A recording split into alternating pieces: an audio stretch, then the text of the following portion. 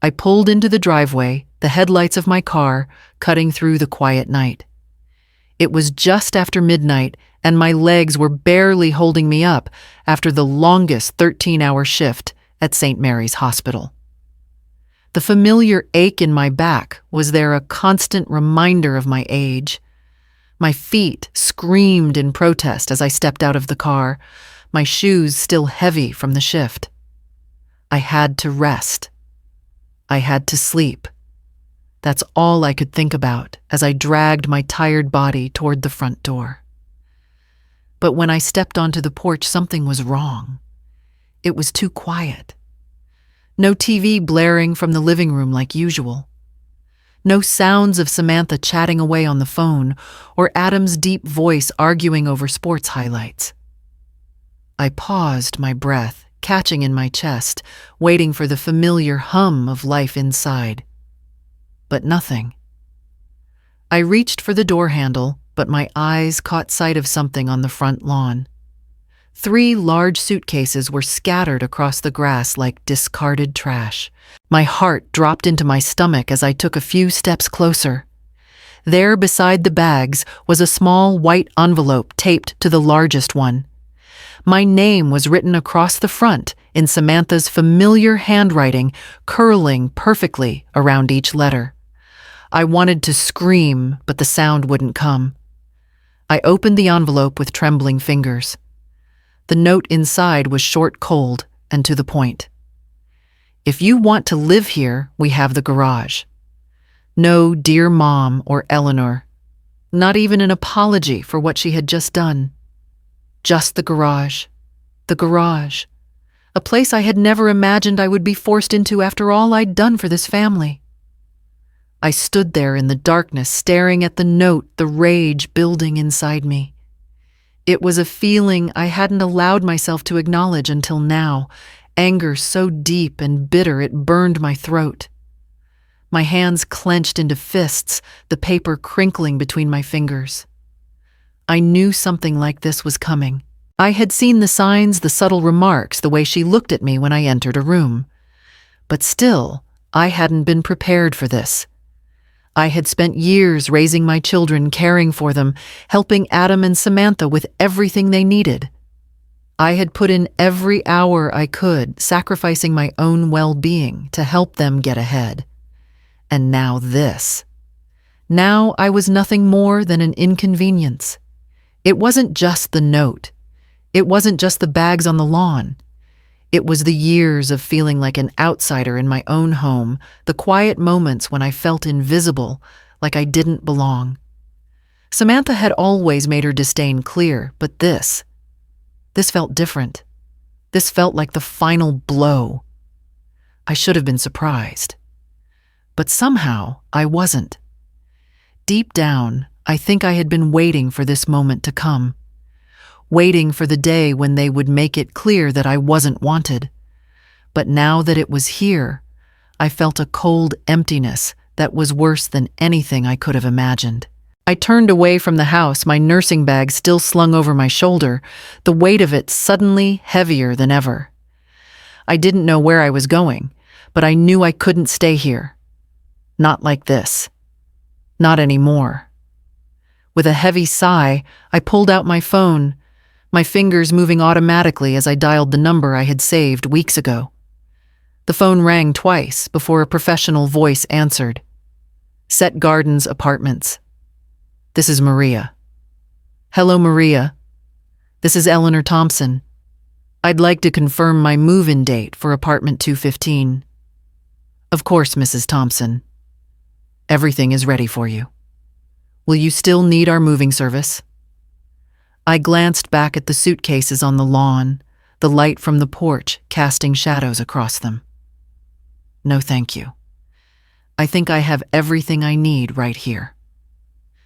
As I hung up the phone, I took a deep breath, a sense of clarity washing over me. I didn't know what would happen next, but I knew one thing for sure: I would not let this define me. I walked back to my car, the sound of my footsteps breaking the silence. Tomorrow, everything would change. I sat in my car for a long time, the engine still running, staring out at the house that used to be my home. The front porch light flickered, casting an eerie glow over the 3 suitcases on the lawn. It felt surreal, like I was watching someone else's life. But no, this was mine, and I couldn't ignore it any longer. I had spent the better part of 4 decades raising children, nurturing my family, doing whatever I could to hold things together.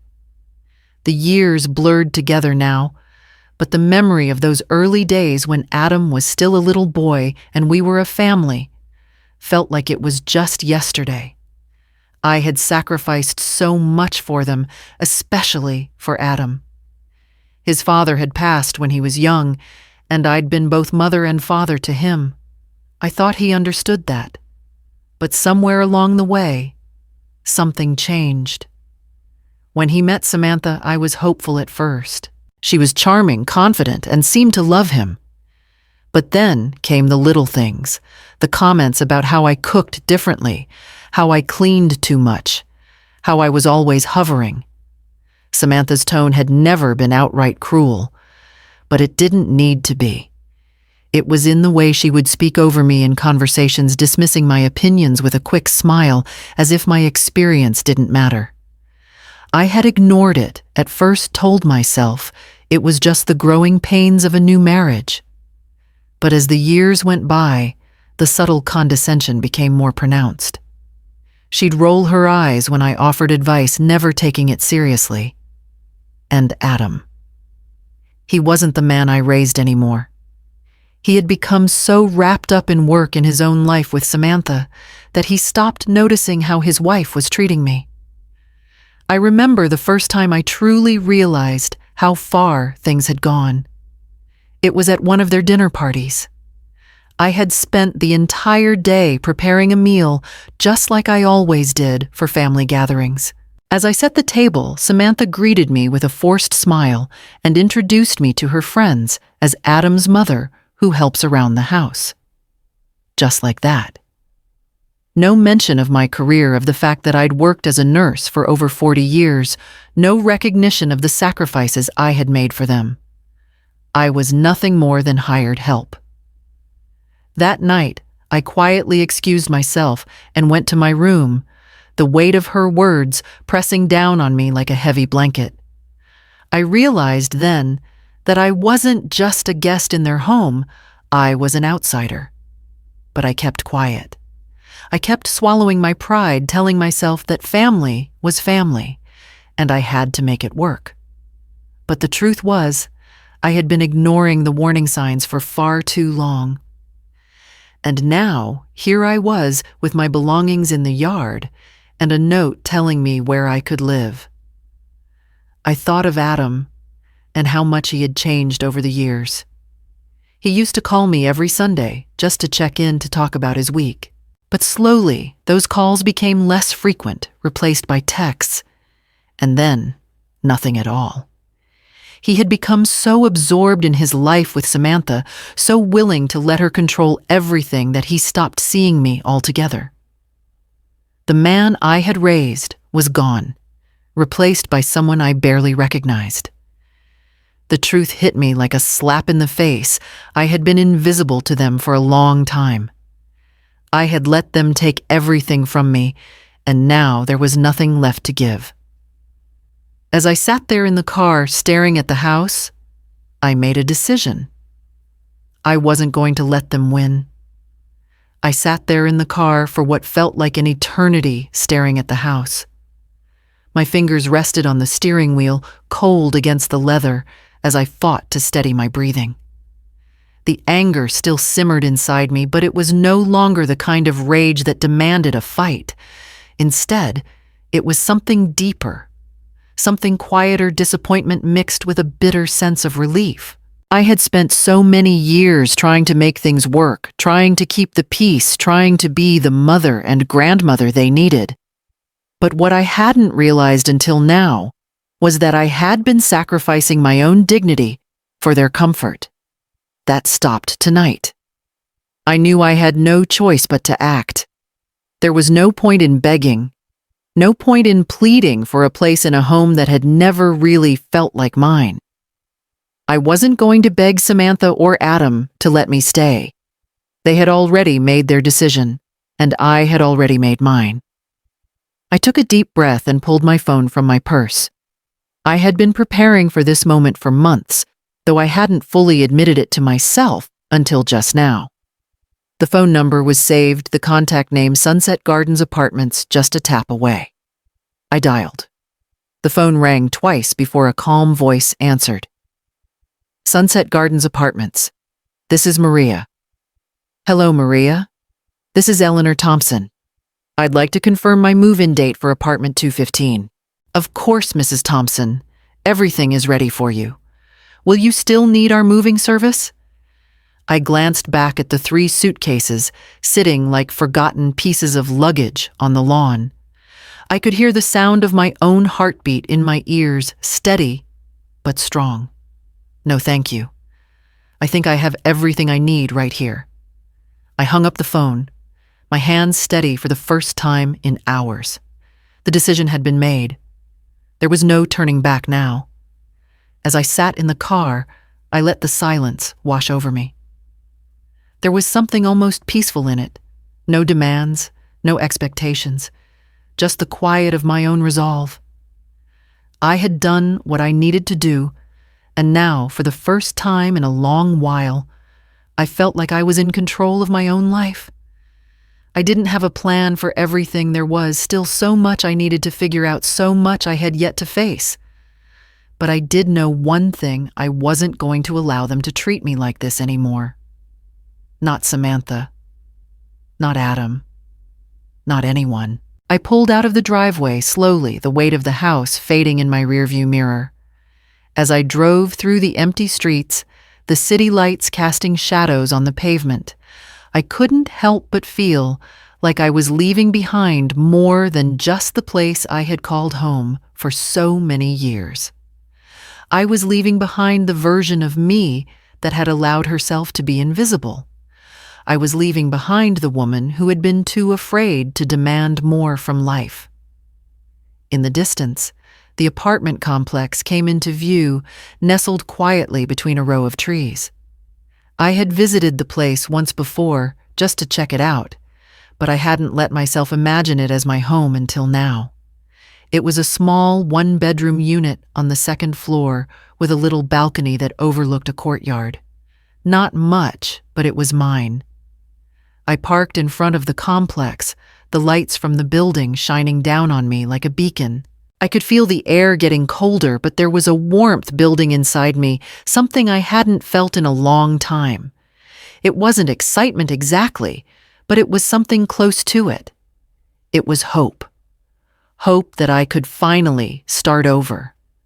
Hope that this was my chance to rebuild. I turned off the engine and sat there for a moment, letting it all sink in.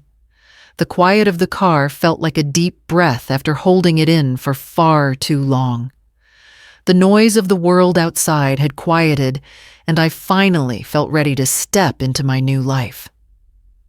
I didn't know what the future would bring, but for the first time, I wasn't afraid to face it.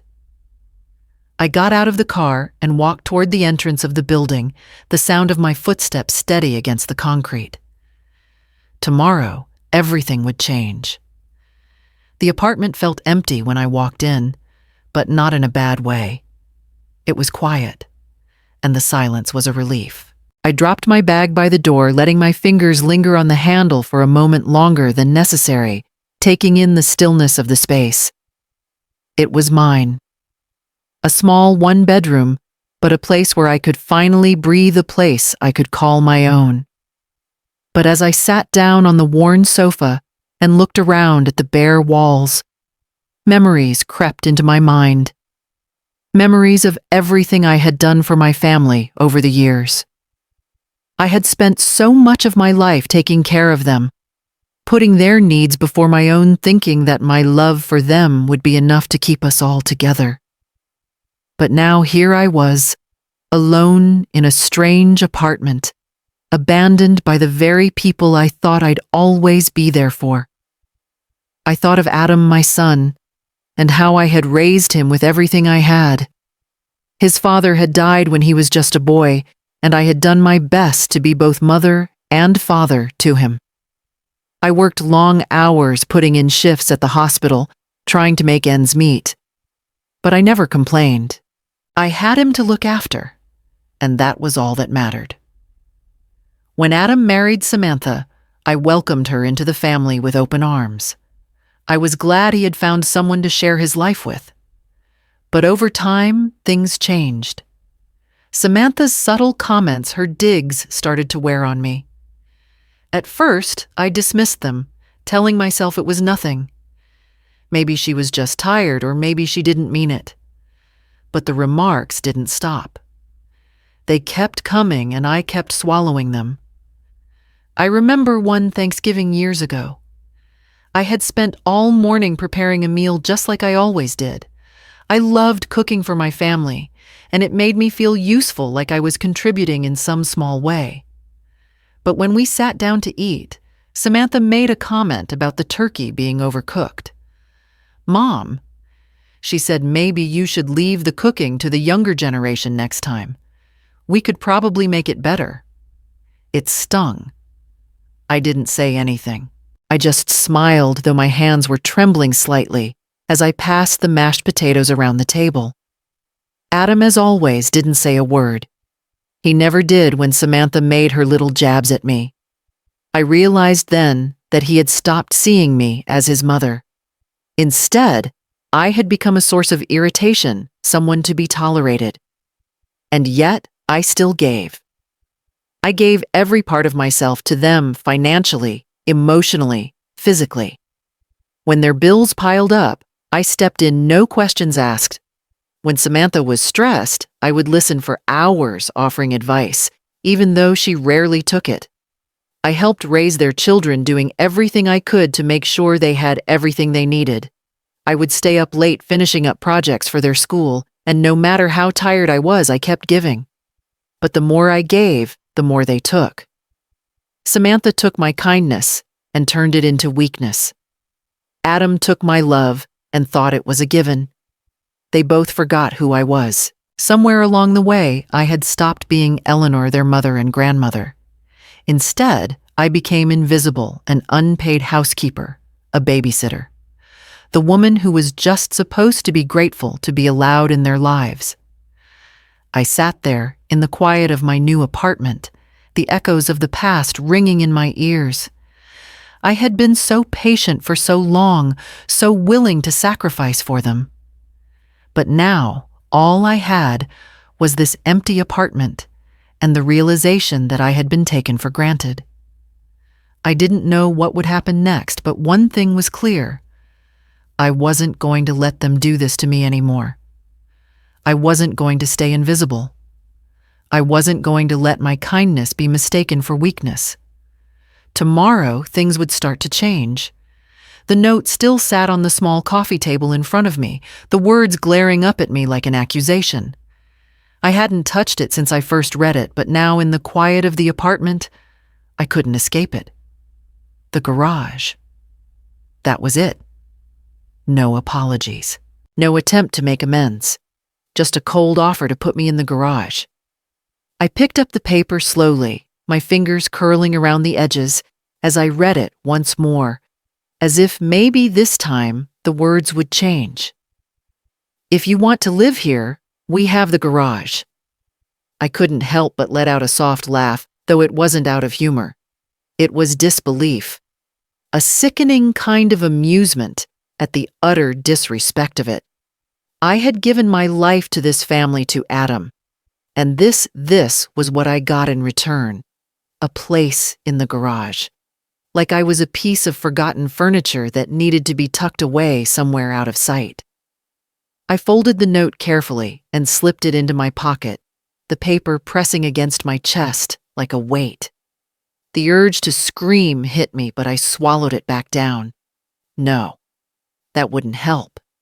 Instead, I sat in silence, my mind racing back to the last few months, trying to find some kind of answer, some way to make sense of what had happened. That's when it hit me. This wasn't the first time Samantha had suggested something like this. She had planted the seed long ago. I remembered a conversation from a few months ago, one I had almost forgotten about. It had been one of those offhand comments she made, the kind that felt like nothing at the time, but later took root.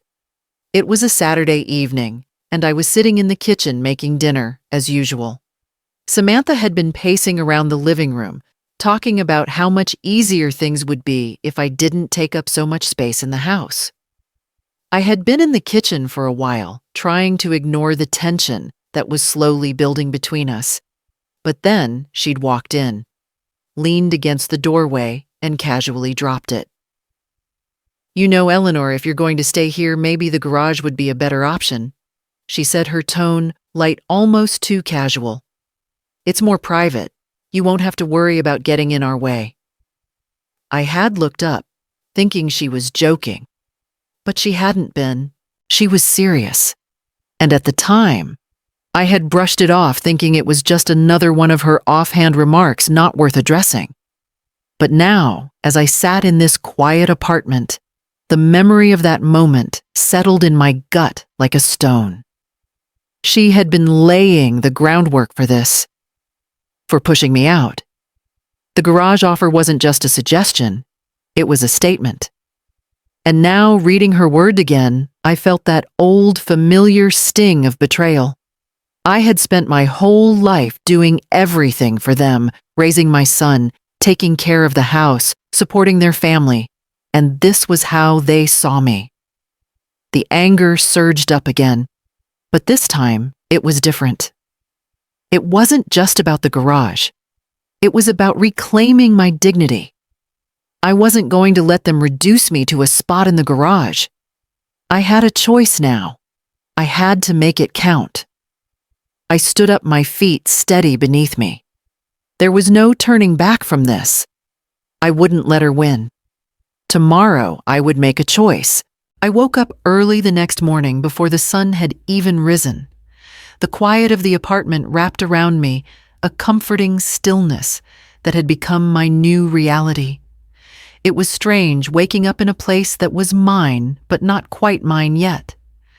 There were boxes piled in the corner, bags scattered on the floor, and the soft smell of paint still lingering in the air. But it was mine. I had made this choice, and for the first time in a long while, I felt like I had a purpose again. The previous day's anger had faded, replaced by something more focused determination. I wasn't going to let Samantha's words, her cruelty, define me. The garage offer had been a line in the sand, and now it was my turn to draw a new line. I had a plan. First things first, I secured everything with the apartment. Maria from the leasing office had been kind enough to help me get everything set up quickly. The contract was signed, the keys in my hand, and my name officially on the lease. I wasn't just a guest anymore. I was a resident, and no one could take that away from me. I knew the next step was going to be the hardest. Packing. It seemed like such a small task at first, but as I began going through my belongings, I realized how much I had left behind over the years. I'd allowed the house to become theirs, filled with their things, their rules, their expectations. I had let my own needs fade into the background. But as I picked up each item and thought about where it would go in this new space, I felt a shift. It wasn't just about the physical act of packing. It was about taking control of my life again. I hadn't realized how much I had let go, of how much I had given up for the sake of their happiness. The expensive china set I had bought for my wedding.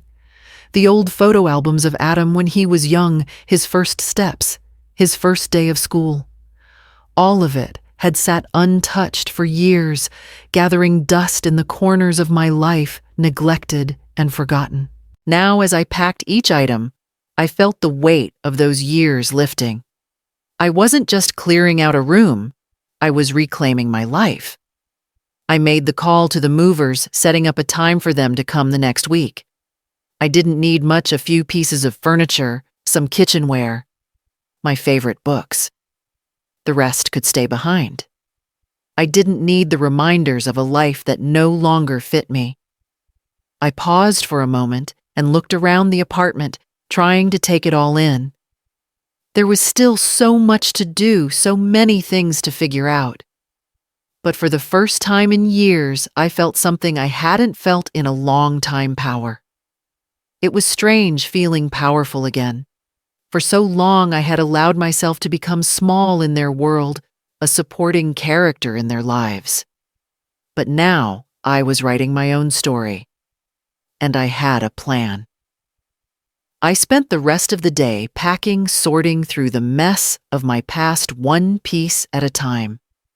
Each box I filled was a step closer to the life I was creating.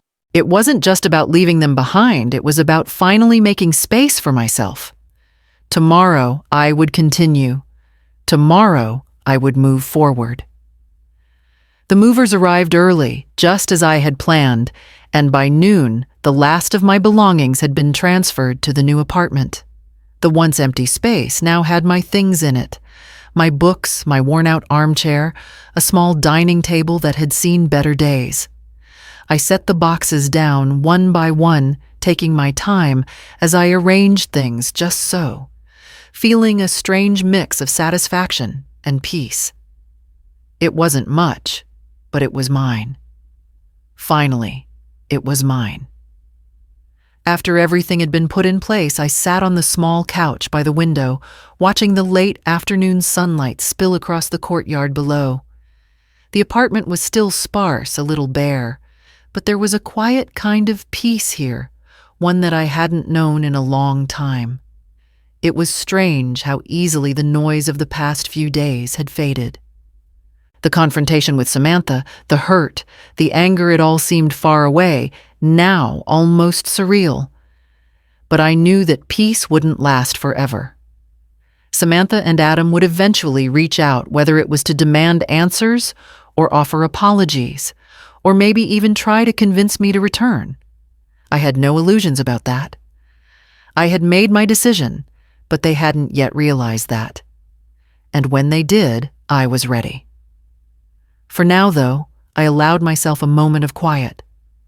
I hadn't had a moment like this in years, truly alone, truly in control. It was something I hadn't known I was missing until it was right in front of me. That evening, I made myself a simple dinner. Something light and comforting: grilled chicken with a side of vegetables. I ate slowly, savoring each bite. The old me, the one who had been consumed with taking care of everyone else, would have rushed through a meal like this. But here, in this space, I found I could take my time. I could enjoy my food, my evening, my own company. The next day, I joined the local gardening club. It wasn't something I had ever thought to do before. But when I saw the sign for the club at the community center, I felt a spark. It had been so long since I'd done anything just for myself, something that had nothing to do with the family, nothing to do with expectations or obligations. The first meeting was small, just a few people gathering in the garden behind the center, talking about plants and the weather. But there was something freeing about it, the simplicity of it, the quiet camaraderie. I hadn't realized how much I had neglected myself, how much I had put my own passions aside for the sake of others. Gardening was just the beginning. A week later, I bought a set of paints and brushes. I hadn't painted in years. I used to love it, finding time to paint, to create, to lose myself in the movement of the brush on the canvas. But somewhere along the way, I had let it slip.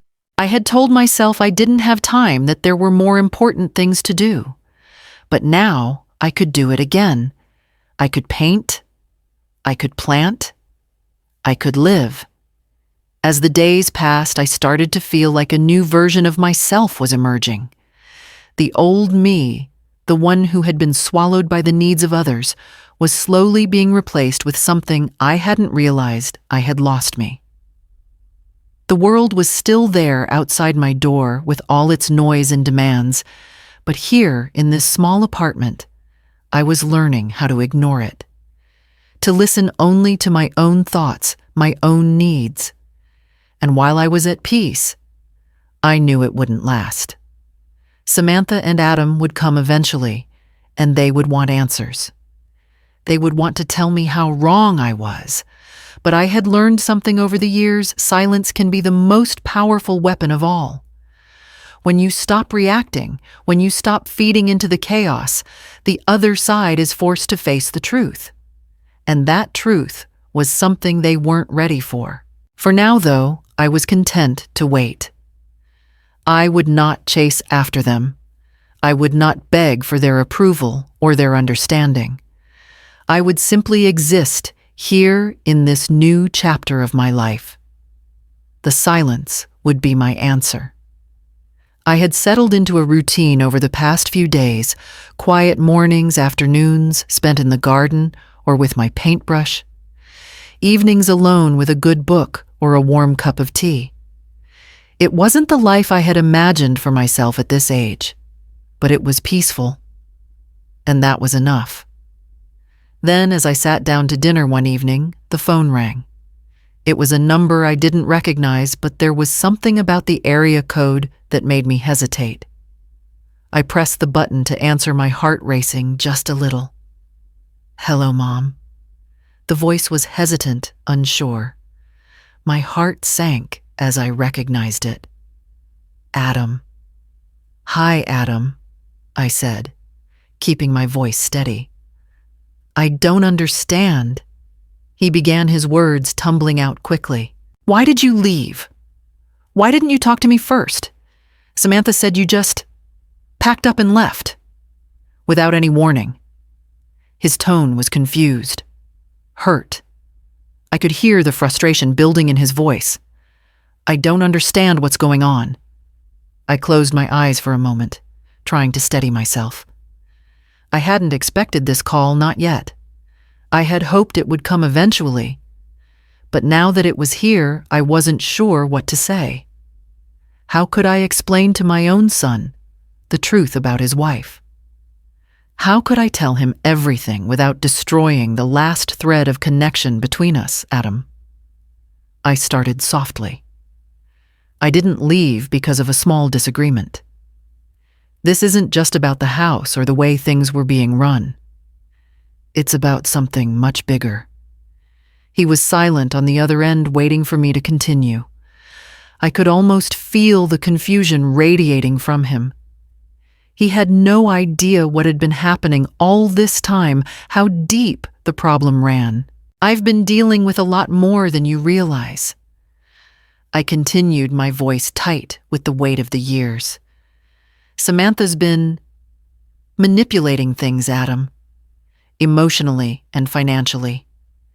She's been controlling the household, making decisions without involving me, and not just in small ways. She's been using me, pretending to be the caring daughter-in-law while slowly pushing me out of your lives. And I've been too silent for too long." I paused, allowing the words to sink in. But I knew that Adam wouldn't fully understand. He couldn't. He hadn't seen it. He hadn't noticed how Samantha's smiles never quite reached her eyes, how her seemingly innocent remarks were always laced with condescension. He hadn't heard the way she dismissed my advice, my experience, as if I were an outdated relic, something to be ignored. "Mom, I don't," he began, but I cut him off gently. "Adam," I said, my voice firm but calm, "you have to understand. She's been controlling the finances, hiding things from you. I've been helping quietly, trying to keep things together. But it's more than just the money. It's the way she treats me, the way she slowly erased me from your life. I've been invisible to you for years now, and I couldn't take it anymore." There was a long silence on the other end. I could hear him breathing, but nothing else. I knew he was processing, trying to make sense of it all. I also knew that deep down he didn't want to believe it. How could he? He had spent his whole life loving her, believing in her, trusting her. The truth was too painful to face. "I'm not asking you to choose between me and her, Adam," I said, my voice softening. "I just want you to see the truth, to realize what's been happening in your own home. I don't want to tear your marriage apart, but I can't stay in that house, not under those conditions. I don't know what to say, Mom." Adam murmured, his voice small, defeated. "This is a lot. I don't know if I can believe it." I let out a long breath. "I know it's hard to hear, but this isn't about me trying to get in the middle of your marriage. It's about you knowing the truth. I didn't want to hurt you, but I couldn't let this go on anymore." He was quiet for a long time after that. When he finally spoke, his voice was thick with emotion. "I don't know what to do with this, Mom, but I'll think about what you've said." I hung up the phone after a long pause, the weight of the conversation settling around me. I had told him what I could, and now it was up to him to see the truth. The days stretched on in a steady, predictable rhythm. I woke up early, spent my mornings tending to my small garden, and found solace in the quiet routine I had built for myself.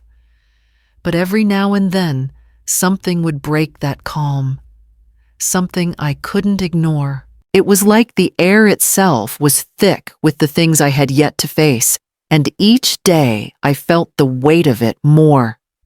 It started with small things, comments from Samantha, that felt more pointed, more deliberate. At first I thought I was reading too much into it, but the more I thought about it, the clearer it became. She was trying to provoke me. I could see it in the way she avoided me at family gatherings, the way she would give me a polite but empty smile before turning away. I wasn't just a presence in the house anymore. I was a nuisance. But what really unsettled me was how Adam continued to ignore it.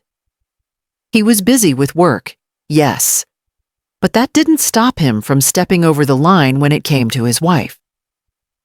Samantha's little jabs seemed to have no effect on him at all. He wouldn't even look my way when I tried to talk to him. I'd spent so many years supporting him building our family, and now I felt as though I was invisible to him. Then one evening, I noticed something.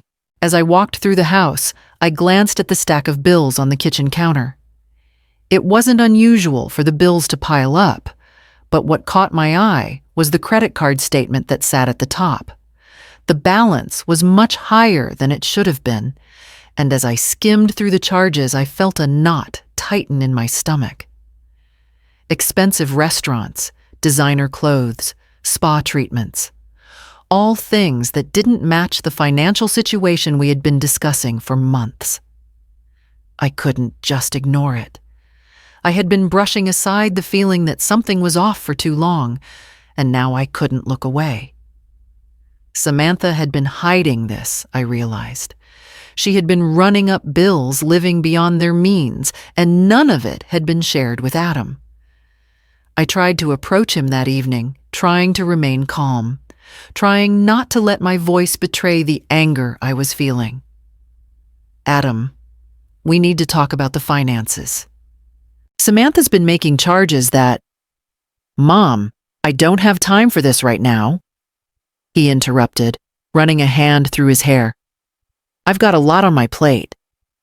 I took a breath, but it didn't calm the fire inside me.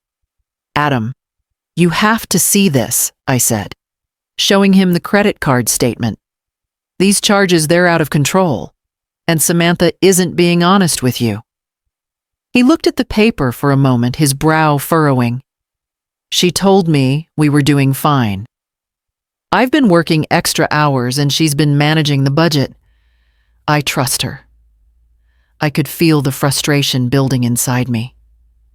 "You trust her? She's been hiding this from you, Adam. You need to open your eyes.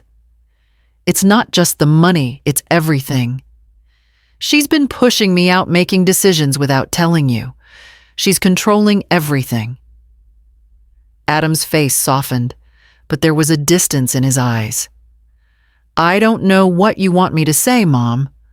I'll talk to her, okay? But you need to understand she's doing her best. This is just a rough patch." I felt a sharp pain in my chest. A rough patch. That's what he called it.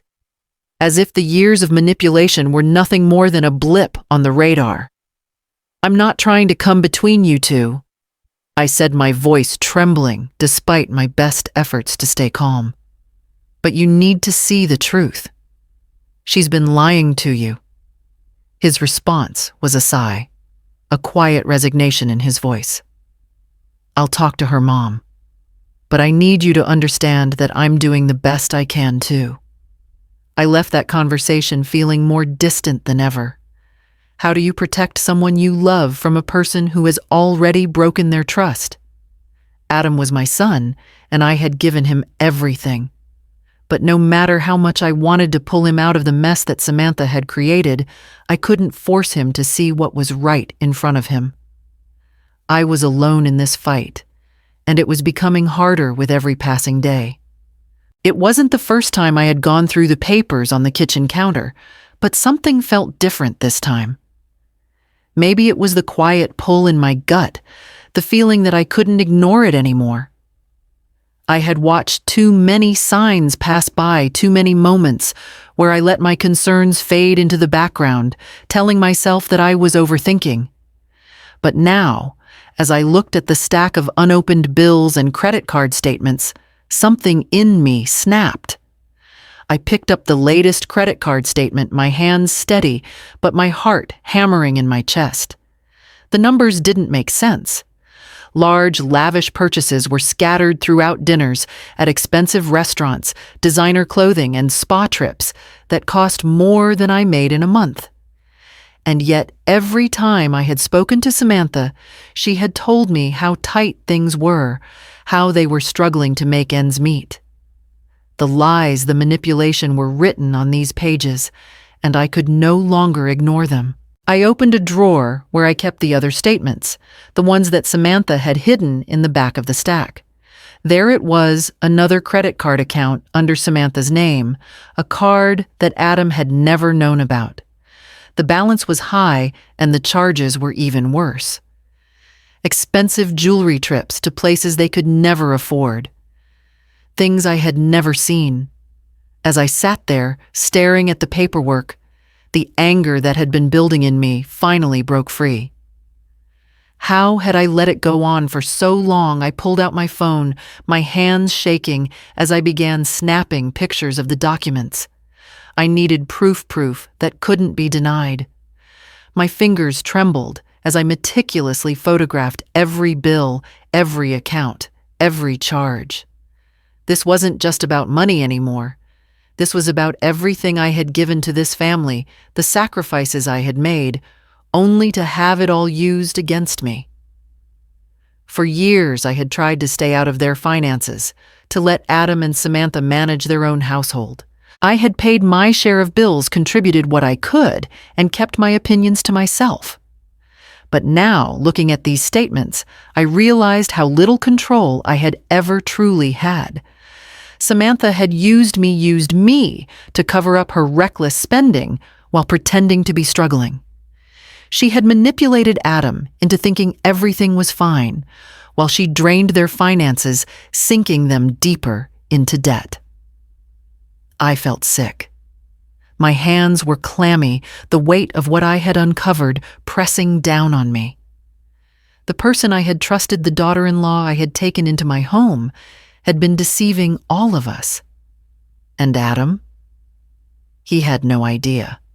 He had no idea that his wife had been hiding things from him, running up debts behind his back while he worked harder than ever to support their family.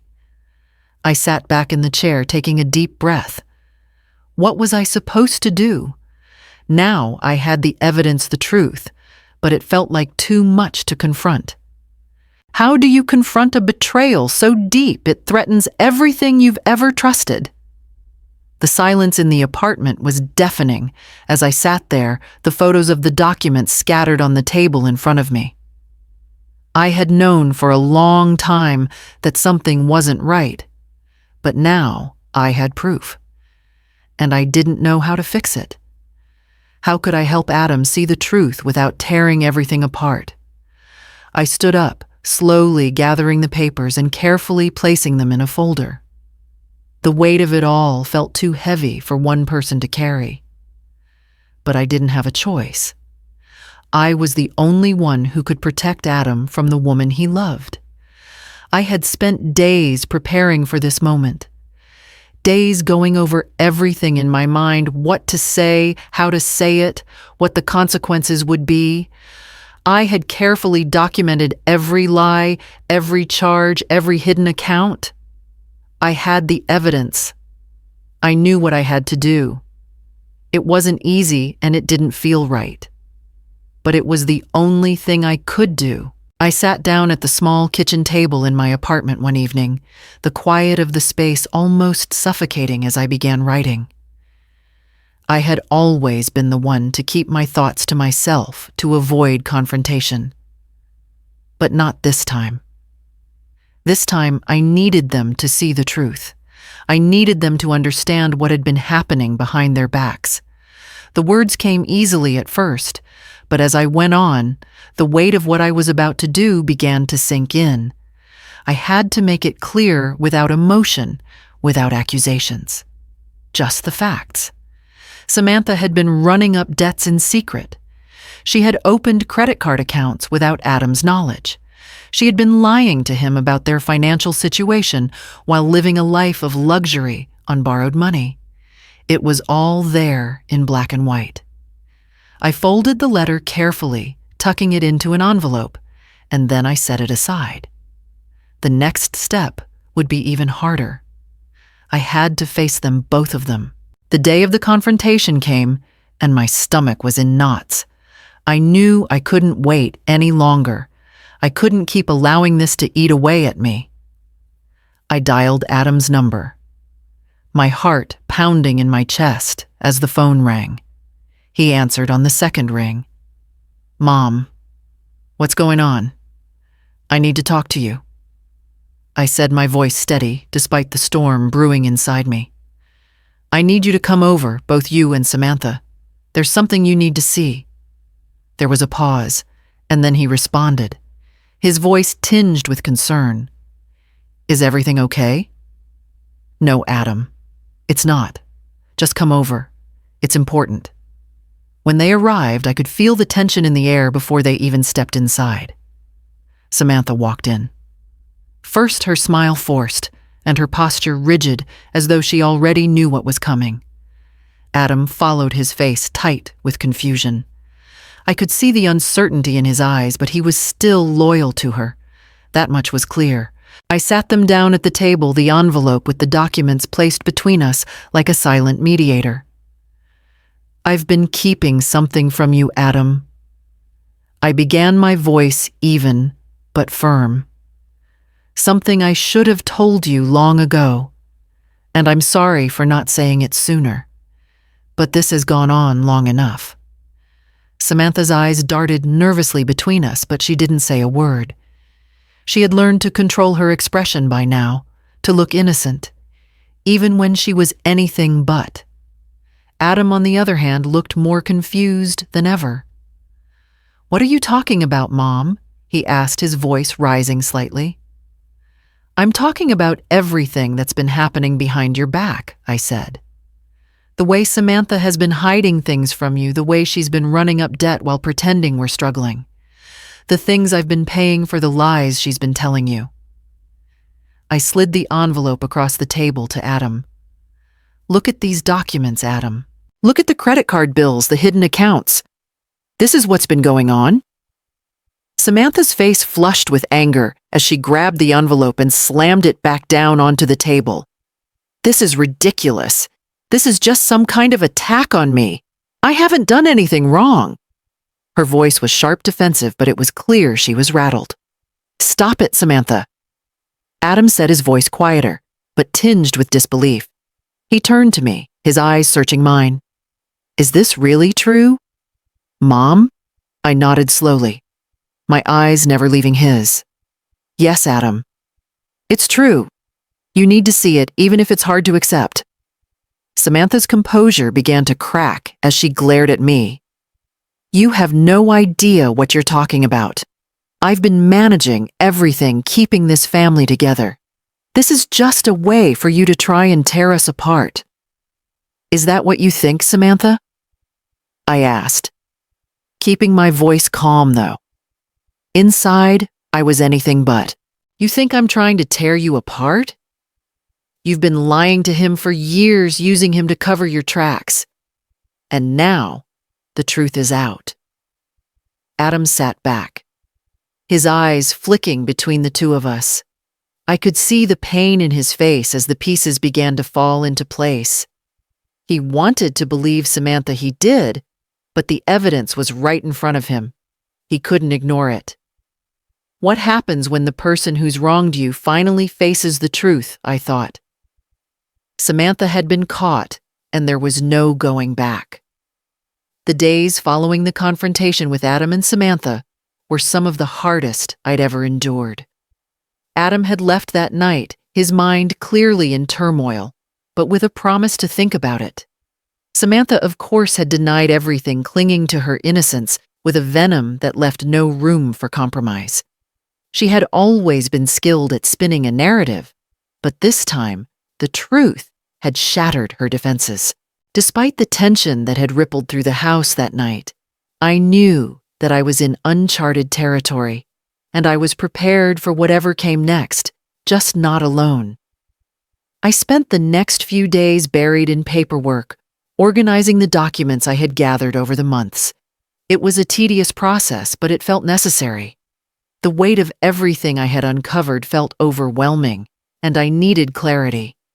But as I went through the financial records, staring at the growing evidence of betrayal, I began to realize how much I needed someone on my side, someone who could offer more than just emotional support, someone who could help me navigate the legal mess that was sure to come.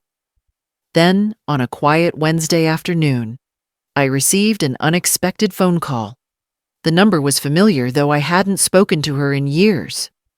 Eleanor, it's Grace, the voice on the other end said, warm but firm. I leaned against the counter, surprised. Grace, it's been so long. How are you? I'm doing all right. I've been keeping up with you, or trying to from a distance. I heard about what's been going on, and I wanted to reach out, she said, her voice steady and full of concern. I don't know the details, but I know enough to know that you don't deserve any of this. Grace had been a close friend for years, one of those people who felt like family, even though we weren't related by blood. She had been there for me during some of the hardest times of my life, and I had lost touch with her when life got busy, as it so often does. But hearing her voice now, I felt an overwhelming sense of relief. I thank you, I said, my throat tight. You don't know how much that means right now. I know it's hard, Eleanor Grace continued, but I also know how strong you are. I've seen you fight for your family, for your son. But I also see the woman who's been giving so much of herself to people who don't deserve it. I felt a lump form in my throat. It's not just about what's been happening now. I've been dealing with this kind of thing for years, but I never had the courage to face it until now. I understand. But you don't have to do it alone, Grace said, her voice unwavering. I know this is a lot, but I want to help. I've seen enough of Samantha's behavior over the years to know you're not imagining things, and I have connections, legal connections, that can help. Her words hit me like a wave, and for the first time in what felt like forever, I wasn't alone in my fight. Grace had always been one of those rare people who offered help without hesitation, and I could feel the strength of her offer. I hadn't expected this, not at all. She continued, I've already spoken with a lawyer friend of mine. She can guide you through the next steps, help you get what you're entitled to. And if you need someone to back you up, I'm here." I let her words settle over me, a deep sense of gratitude washing over me. I had spent so many nights feeling isolated in this battle, wondering if I was even doing the right thing. Now I had someone who believed in me.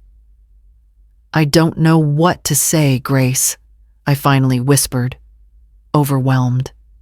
"Thank you. I don't think I could keep doing this without you." "You don't have to thank me," she replied. "You just focus on what's best for you. I'm here and I'm not going anywhere." For the first time in a long while, I felt like I had a fighting chance.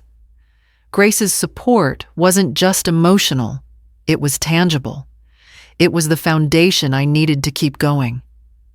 I hung up the phone with a newfound sense of purpose. The road ahead was still uncertain, and the truth had already cost me more than I was ready to give.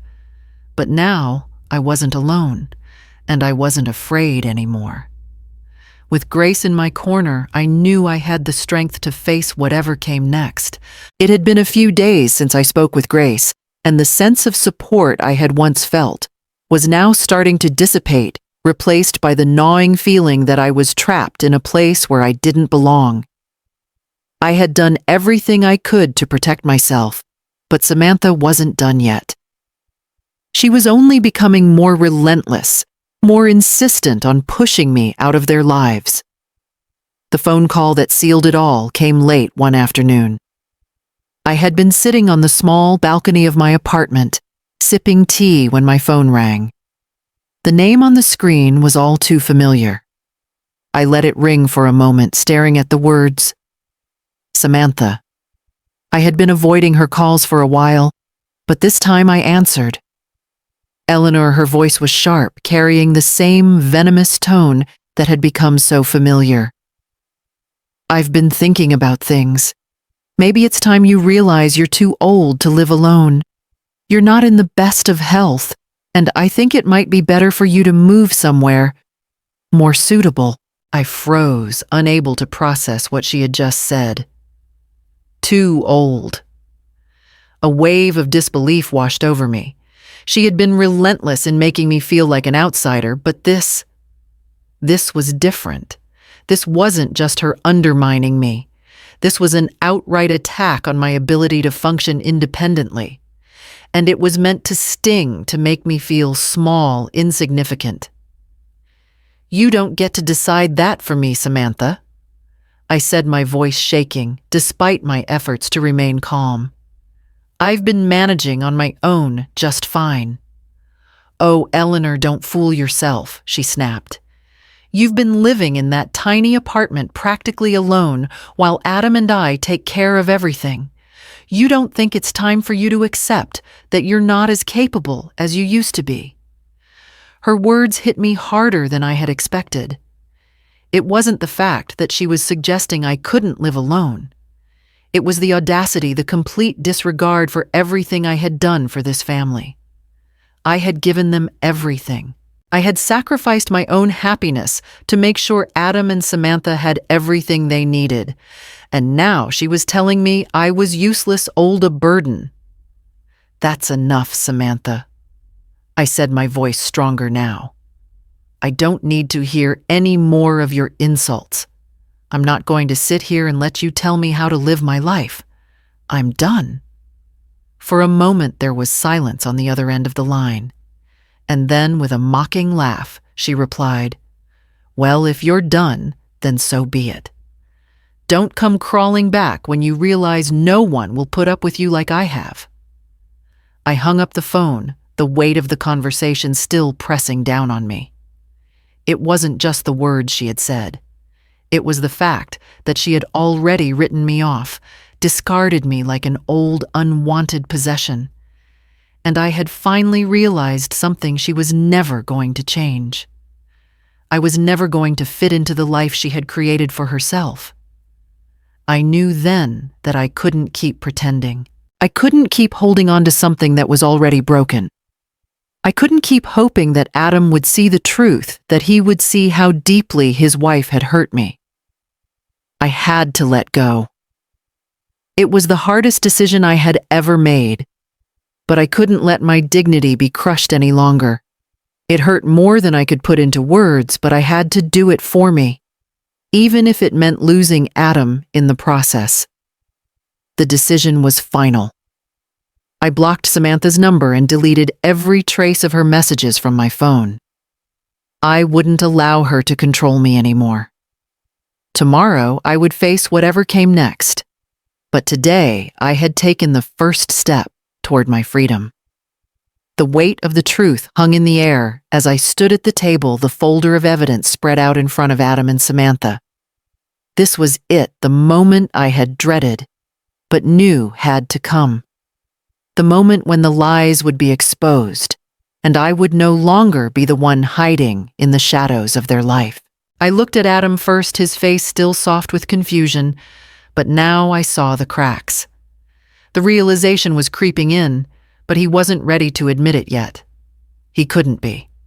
Not all at once. And then there was Samantha, her posture rigid, her eyes narrowed, a mask of indifference. But beneath that, I could see the fear.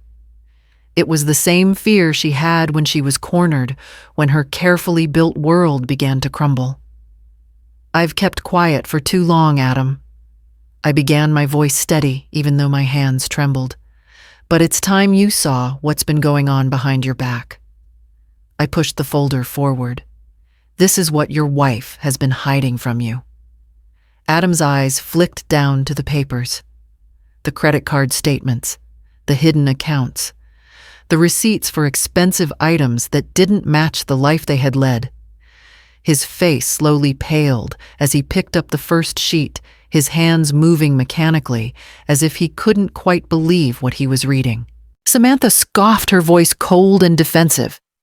"This is ridiculous, Eleanor. You've twisted everything, and now you're trying to tear us apart. I've been doing what's best for this family." She looked at Adam, her gaze desperate. "You can't believe this, can you?" But Adam didn't answer right away. He continued to sift through the papers, each one revealing more of the truth. His face twisted in disbelief as the last pieces of the puzzle fell into place. "Why didn't you tell me?" Adam's voice was raw, the pain in his words cutting through the tension. "Why didn't you trust me with this?" Samantha opened her mouth to speak, but Adam cut her off. "I can't ignore this anymore. You've been lying to me." His voice trembled as the realization hit him. Samantha's face hardened. She stood up abruptly, her voice now laced with anger. "You don't understand, Adam. You never have. I did what I had to do. This was my way of taking control." But Adam didn't respond to her. He turned to me, his eyes filled with a mix of hurt and regret. "Why didn't you tell me sooner, Mom?" I could feel my heart breaking for him. But there was no turning back now. The truth had been forced into the open, and there was no hiding from it. And now Adam would have to decide where his loyalty truly lay. The silence in the room after the confrontation was unbearable. Samantha had stormed out, her face a mask of fury and humiliation, but not before throwing one last accusation my way. "You've ruined everything," she spat, slamming the door behind her. I stood there, still holding the folder of evidence, feeling the weight of everything that had just transpired. The house of lies that Samantha had so carefully constructed had collapsed in front of us, and all that was left was the truth and the wreckage. Adam sat at the table, his hands gripping the edge, as though the papers in front of him were burning. His face was pale, his jaw tight, and I could see the struggle in his eyes. The man I had raised, the son who had always been so sure of his love for his wife, was now questioning everything. And it hurt in a way that made it hard to breathe. "I can't believe this." Adam finally muttered, his voice hoarse. I never saw it. I thought I knew her. I thought I understood our life together, but I was blind. He ran a hand through his hair, and I saw the exhaustion in his movements. He wasn't just shaken, he was broken. The weight of betrayal of the years he had spent deceived was crushing him. I wanted to reach out to comfort him, but I knew this moment wasn't about me. It was about Adam facing his own truth, and no matter how much I wished things could go back to the way they were, I understood that they never would. "I'm sorry," I said softly, my voice barely above a whisper. "I never wanted this for you. I never wanted to tear your family apart." Adam looked at me. Then his eyes filled with something that could have been regret or relief, or maybe a mix of both. "I know you didn't, Mom," he said quietly. "But I'm not sure I know who I am anymore, or who she really is." The words cut through me, but I nodded. I didn't have the answers for him, and I couldn't fix everything. What was broken between him and Samantha, between us, could never be easily mended. It wasn't easy, and it never would be. But in that moment, something shifted. Despite the hurt, despite the loss, I knew that this was a beginning. For me. For Adam. As much as everything had fallen apart, I could feel the smallest glimmer of something new starting to form, a chance to rebuild piece by piece, even if it would never be the same. Months had passed since that final confrontation, and though the pain still lingered in some quiet corners of my heart, I had slowly begun to rebuild my life. The apartment had become more than just a place to stay. It had become my sanctuary. I had filled it with things that brought me joy. A few plants in the windowsill, a painting I had finally finished, the warmth of sunlight streaming in every morning. I had also begun to spend more time with my grandchildren, something I hadn't fully appreciated before. They would visit me on weekends, their laughter filling the space with a lightness I hadn't known in years. We baked cookies together, planted flowers in the garden, and they even helped me rearrange my bookshelves, an afternoon full of chaos that felt like the purest form of happiness. Adam came over often too, though our relationship had to be rebuilt from the ground up. The damage had been done, and the trust that had once been unshakable had to be carefully mended. Still, we made progress. He was still struggling with the fallout from his divorce, but I could see the man I had once known slowly starting to return, too. We shared quiet moments together, and though things would never be exactly as they were, there was a sense of understanding between us now, a peace I hadn't expected. As I sat in my living room one evening, a cup of tea in my hands, I couldn't help but reflect on the journey I had taken. The woman I was now was stronger, more at peace. Letting go of the past had been hard, but I had embraced this new beginning, and I wasn't looking back. It's strange the way life unfolds when you finally let go of everything that weighs you down. I've come to understand that the space I once feared, space without the noise, the chaos, the control, has become a place of freedom. I no longer feel like I'm walking on eggshells waiting for the next emotional storm. My life is mine now, and it's beautiful in ways I never expected. I wake up each day with a sense of purpose, the kind that comes from having reclaimed my own path. The apartment, once a symbol of my escape, is now home. It holds my memories, my triumphs, my quiet moments. The garden flourishes with colors I never thought I could tend to, and my painting has found its way back into my life just like me. I've learned that peace isn't something you wait for. It's something you create. Samantha hasn't returned, and I don't expect her to. I've let go of the anger, though the hurt remains a shadow in the corners of my heart. But I've stopped allowing it to control me. In its place is something stronger. Resilience, grace, and a love for myself that I had long forgotten. Adam comes by regularly now.